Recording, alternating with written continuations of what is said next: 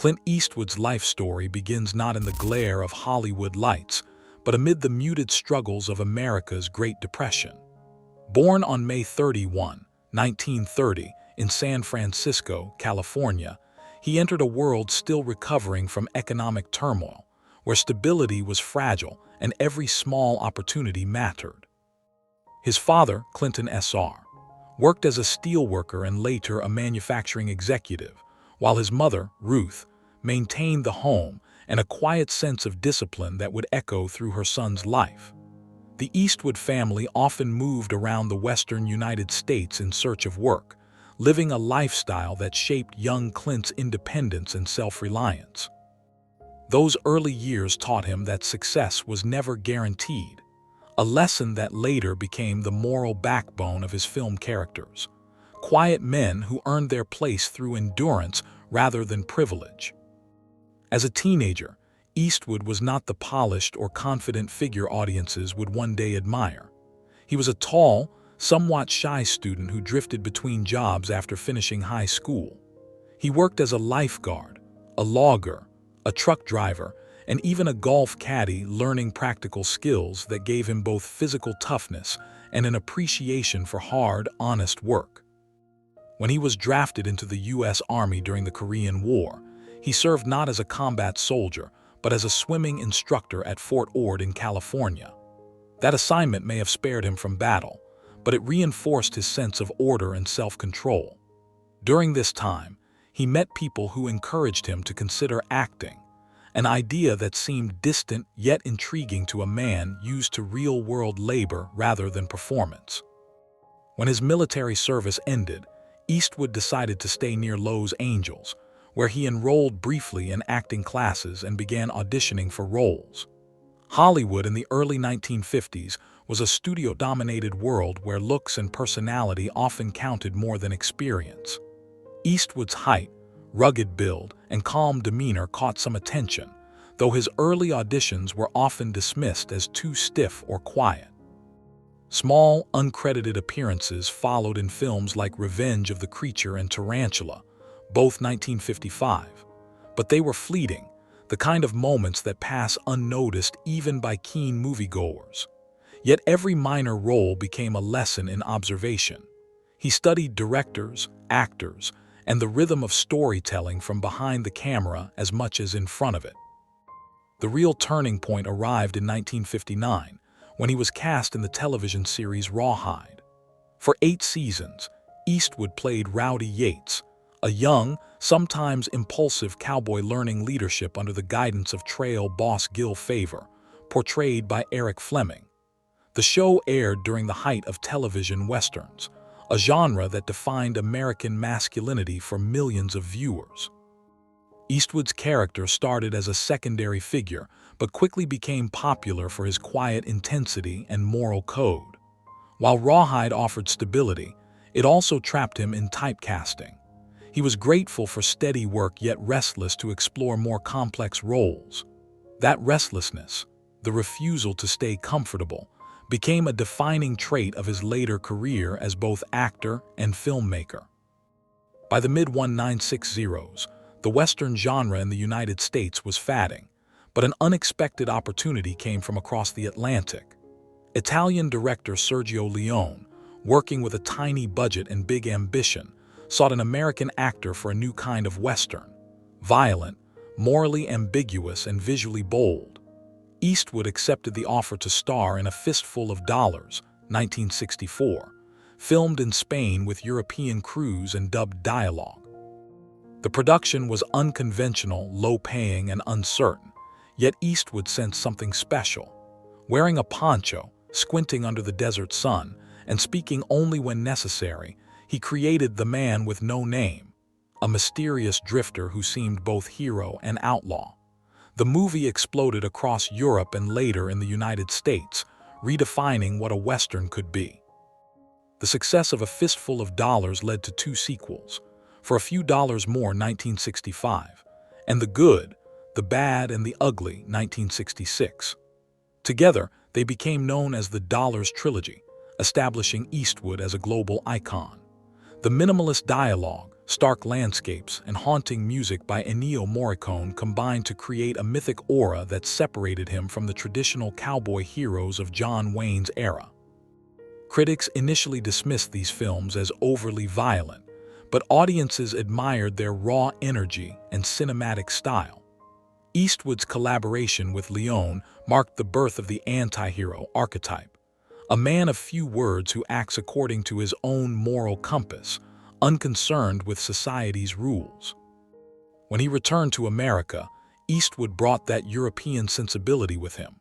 Films like Hang 'Em High, 1968, and Coogan's Bluff, 1968, blended the rugged independence of the spaghetti western with modern American storytelling. He quickly recognized that controlling his image also meant controlling his work, so he founded Malpaso Productions, named after a creek near Carmel, California. With Malpaso, he gained the freedom to produce his own projects, a rare move for actors at the time. His pragmatic approach allowed him to balance commercial entertainment with personal artistic choices. By 1971, Eastwood took on what would become one of his most defining roles, Inspector Harry Callahan in Dirty Harry. The film introduced a new kind of law enforcement character, uncompromising, cynical, and controversial. Its famous line, "Do you feel lucky, punk?" became part of pop culture, symbolizing a mixture of justice and danger. Some critics accused the film of glorifying vigilantism, while others saw it as a reflection of society's unease during an era of crime and political tension. Eastwood himself viewed Harry Callahan not as a hero, but as a flawed man doing a difficult job in a decaying moral landscape. The role cemented his reputation as the embodiment of stoic strength. Off-screen, Eastwood's persona mirrored the same restraint: private, composed, rarely sensational. He avoided the excesses of celebrity life, preferring quiet focus on work. That discipline guided his transition into directing, where he found even greater creative fulfillment.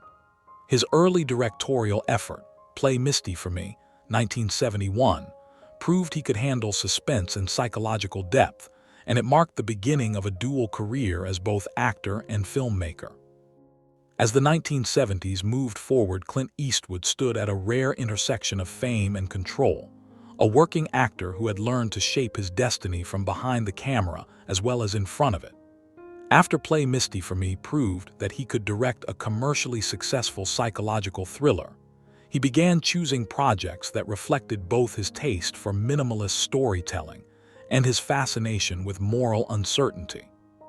He continued acting in crowd-pleasing titles such as High Plains Drifter, The Outlaw Josie Wales, and The Eiger Sanction, each exploring the isolation of men bound by codes of justice that no longer fit the world around them. In those years, he also deepened his partnership with cinematographer Bruce Surtees, developing the muted color palette and quiet rhythm that became a signature of his visual language. By the time he directed The Outlaw Josie Wales in 1976, critics began to notice a subtler artist emerging beneath the gunslinger exterior, a filmmaker concerned with redemption, forgiveness, and the cost of violence. The story of a farmer turned reluctant avenger was widely read as Eastwood's commentary on the futility of revenge, and it hinted at themes that would return decades later in Unforgiven. The 1980s revealed another transformation. While many of his contemporaries struggled to stay relevant, Eastwood remained prolific, alternating between gritty action and quiet character studies. Bronco Billy presented him as a showman trying to keep the Old West alive in modern America, a gentle metaphor for his own position in cinema. Honky Tonk Man, 1982, and Tightrope, 1984, further blurred the line between Eastwood's public persona and his personal reflections on aging, vulnerability, and moral fatigue. These films might not have dominated the box office, but they displayed his growing confidence as a director who could balance commercial expectations with introspection. His steady rhythm of work turned Malpaso Productions into one of Hollywood's most reliable creative shops, lean, disciplined, and cost-efficient. He preferred to shoot quickly, seldom exceeding schedule or budget, earning him a reputation as a studio's dream collaborator. Yet his focus on efficiency was never mechanical. It stemmed from the same respect for craft that he had learned in the television trenches of Rawhide. He often said that spending too much time on a film drained its spontaneity, and his sets became known for calm professionalism rather than chaos. In 1986, he released Heartbreak, honoring the toughness of U.S. Marines, and that same year he took on an unexpected civic role as mayor of Carmel by the Sea, the small coastal town where he lived. His decision to run for office surprised many, but it aligned with his belief in pragmatic, local-level solutions.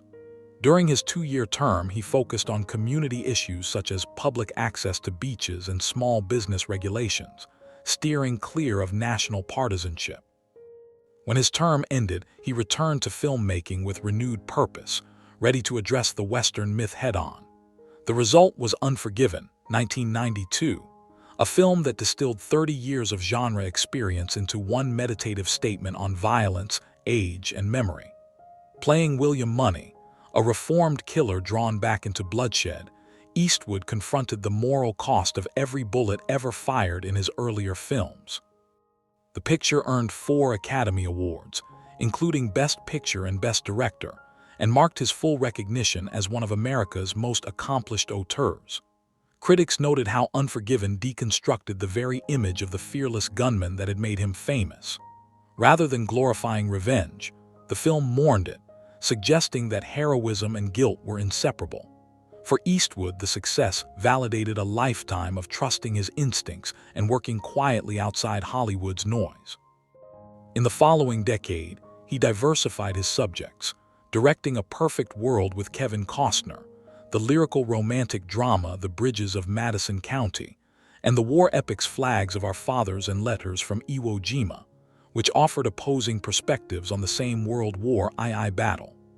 The decision to tell both the American and Japanese sides surprised audiences and critics alike, reflecting his belief that human experience transcends nationality. Letters from Iwo Jima won him another Academy Award nomination for Best Director and cemented his status as a filmmaker of empathy as well as endurance. By the early 2000s, he was in his 70s yet showed no sign of slowing down. His 2003 drama Mystic River earned 2 Oscars for acting and explored the lingering effects of childhood trauma on adult friendship and morality. Then came Million Dollar Baby, 2004, the quietly devastating boxing story that swept the Oscars and revealed his command of emotional economy. Playing a weary trainer who finds late-life purpose, Eastwood extended his meditation on loss and redemption into new territory. Rather than shouting for attention, the film whispered about compassion and dignity, themes that had run beneath his work all along. Even as his screen time lessened, his presence behind the camera only deepened. He moved seamlessly from Gran Torino to Invictus, from American Sniper to Cry Macho, each project reflecting a different facet of America's conscience. Through decades of political and cultural change, he remained remarkably consistent, skeptical of extremes, devoted to professionalism, and focused on telling stories about ordinary people facing extraordinary tests of character. His later interviews reveal a man uninterested in nostalgia, yet aware of his place in history. He speaks sparsely, often with dry humor, deflecting personal myth-making in favor of the work itself. That humility, combined with longevity, has turned Clint Eastwood into a bridge between generations of filmmakers. As Clint Eastwood entered the later decades of his life, his name had already become a shorthand for endurance and authenticity, but what truly distinguished him was his refusal to stand still. Where many would retire or rest on reputation, Eastwood continued to work, directing and occasionally acting, driven less by fame than by curiosity about human behavior. His method remained the same: minimal takes, quiet sets, an emphasis on instinct over overthinking. Collaborators often describe him as a filmmaker who trusts his team and leads by calm example rather than commands. Actors such as Morgan Freeman, Hilary Swank, Bradley Cooper, and Tom Hanks have all spoken of the rare stillness on his sets, a kind of discipline born from decades of repetition and respect for the craft. To Eastwood, directing was an act of listening as much as leading, and that philosophy gave his later films a meditative quality. In Gran Torino, 2008, he returned to the screen as Walt Kowalski, a grizzled veteran confronting his own prejudice and mortality amid a changing neighborhood. The film's quiet humor and emotional resolution resonated worldwide, earning hundreds of millions at the box office, and reaffirming his instinct for stories that reflect social realities without preaching. Invictus, 2009, followed, portraying Nelson Mandela's use of rugby to unite post-apartheid South Africa. By framing global events through intimate character moments, Eastwood demonstrated a directorial wisdom that valued humanity over spectacle. Even when he addressed controversial material, as in American Sniper, 2014, he presented it with restraint, leaving judgment to viewers. The film's massive success showed that his sense of timing remained intact. He could still read the pulse of his country after half a century of change. At an age when most filmmakers slowed down, Eastwood kept creating. He directed Sully, 2016, exploring heroism and responsibility through the story of pilot Chesley Sullenberger's emergency landing on the Hudson River, and The Mule, 2018, in which he played a man reckoning with family and mortality. That film, understated yet reflective, felt like a summation of his lifelong themes: regret, redemption, and the stubborn hope that it's never too late to do the right thing. Even in his 90s, he released Cry Macho, 2021, a tender Western road movie that looked unflinchingly at aging and the fatting of myths. Critics noted how the film mirrored his own relationship with the Western genre, still proud but self-aware, acknowledging the distance between the legends of youth and the truths of experience. Eastwood's legacy cannot be measured only in awards, though they are many, nor in the longevity of his career, though it spans more than 70 years. It lies in the consistency of vision, a belief in personal responsibility, professional integrity, and emotional honesty. He has shown that masculinity can include vulnerability, that strength need not be loud, and that storytelling, when guided by empathy, can transcend politics and time. Through changing fashions, cultural debates, and evolving technologies, Eastwood has remained steadfastly himself, a filmmaker who listens more than he speaks, who lets the work carry the message. His influence reaches far beyond Hollywood. Directors from Steven Spielberg to Catherine Bigelow, from Christopher Nolan to Denis Villeneuve, have cited his precision and quiet leadership as examples of sustainable artistry. Younger generations of viewers, even those unfamiliar with Dirty Harry or the Dollars trilogy, still recognize his face as a symbol of cinematic truth. Museums, film schools, and retrospectives around the world use his career as a timeline of how American storytelling matured from simple heroism to complex moral inquiry. Yet Eastwood's own reflections are humble. In interviews, he often dismisses talk of legacy, saying he just likes to keep busy and avoid self-congratulation. That modesty, coupled with relentless discipline, completes the paradox that defines him. A superstar who never chased celebrity, a director who values silence over spectacle. As time moves forward, the image of Clint Eastwood standing against a wide horizon, poncho blowing in the desert wind or badge gleaming under the city sun, remains one of cinema's most enduring icons. His characters have aged, and so has the world around them, but the essence endures. A man who keeps working, keeps questioning, and keeps telling stories about what it means to live by one's code. Whether viewers see him as the drifter with no name, the relentless cop, the weary boxer's trainer, or the reflective old cowboy, they are encountering facets of the same idea: the belief that dignity resides in doing your job well, even when the world misunderstands you. That simple creed, practiced across 70 years of filmmaking, has turned Clint Eastwood from an actor into an institution, a living reminder that in cinema, as in life, silence and persistence can speak louder than any dialogue.